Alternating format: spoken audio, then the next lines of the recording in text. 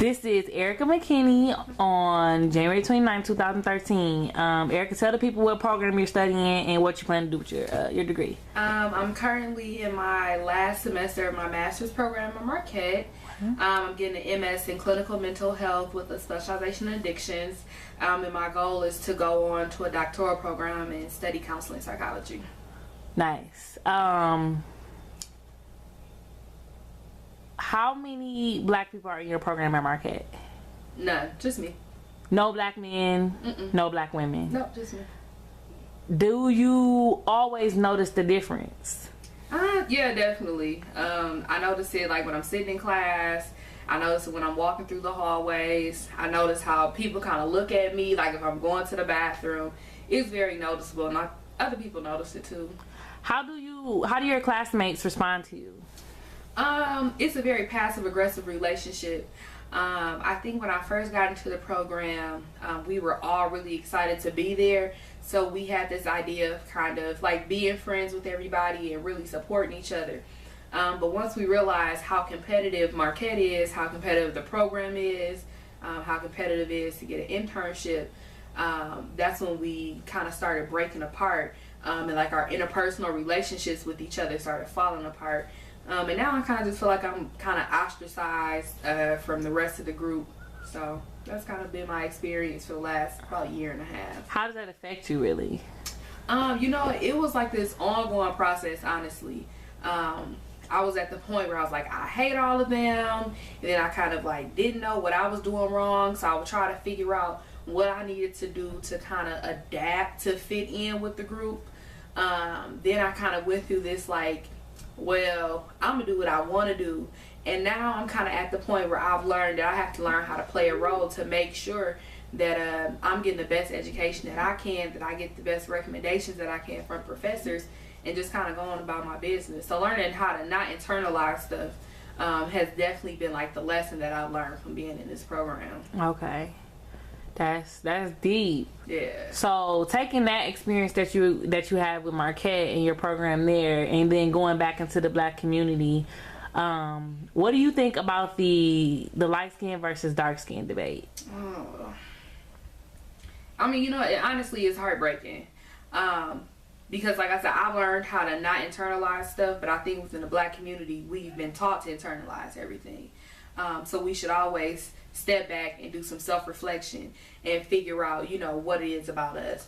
So of course, from like my psychological, sociological, social work background, I think that this whole black and white, light skin, dark skin kind of debate is very similar to black and white, but it's used to mask a lot of the other insecurities in the other areas of growth that the African American community needs to identify and target, instead of kind of focusing on the external issues, which is who's dark skin and who's light skin. Okay. Have you ever experienced like discrimination because of your skin tone within our community? I personally haven't, but my mother is a very, very, very, very, very light complexion.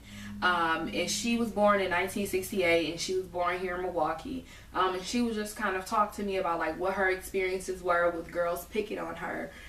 Just kind of even more like recently we would talk about kind of like this idea of passing in the business professional world, and how she can kind of pass because of her very light skin, depending on like how she wears her hair and how she doesn't wear her hair. So I haven't had like the exact direct experience, but I think with having those dialogues with my mother, I can contextualize kind of what's really going on.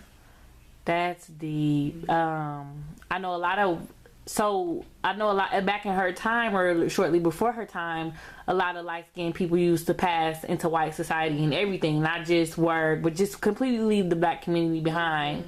So that's very, very interesting. As far as quantity of melanin, do you think there's like a verifiable difference between light-skinned people and dark-skinned people? No. Not outside of like the biological component. Yeah. There's no difference. I kind of hate that saying, but like we all bleed red. Yeah. It's not. I mean, the only difference is also it's kind of our ancestry history. Yeah. We know that some people who have lighter ancestry, maybe some of their ancestors have descended from Europe, whereas you may have some others who are darker complexion and their ancestors may have migrated from, let's say, the islands. So outside of knowing kind of that ancestry history, there's really not a big difference outside of the culture.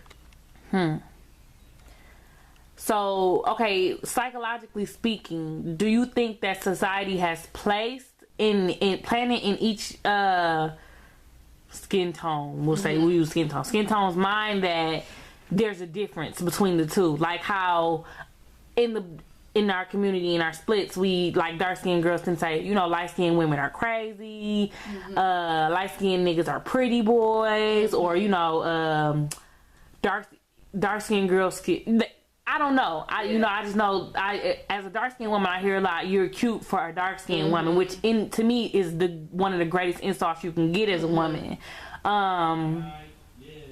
So do you think society has planted that seed, and that's not something that we're naturally born with?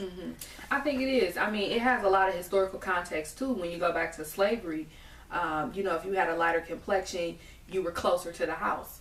And if you had a darker complexion, you were further, you know, in the land you were working. Right. So I think that it has a historical context.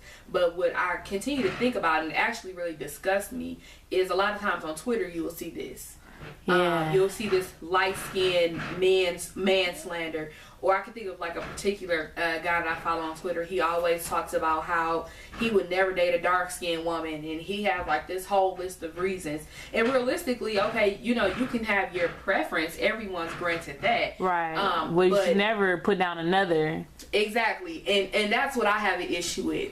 Preference is fine. If you prefer a light-skinned woman, that's fine. But for you to go to the extent to say a light-skinned woman exhibits A characteristics and a dark-skinned woman exhibits B characteristics, and I don't like them B characteristics, therefore I'm going to associate that with a dark-skinned woman, therefore I'm never going to date her. It's not something wrong with the dark-skinned woman. It's something wrong with you. Right.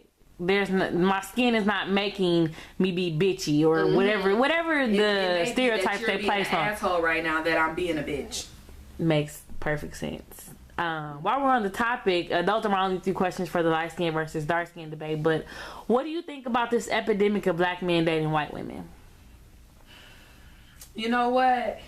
My biological father actually married a white woman. Oh my goodness. How is he? You know, it has been an interesting kind of roller coaster ride for my family.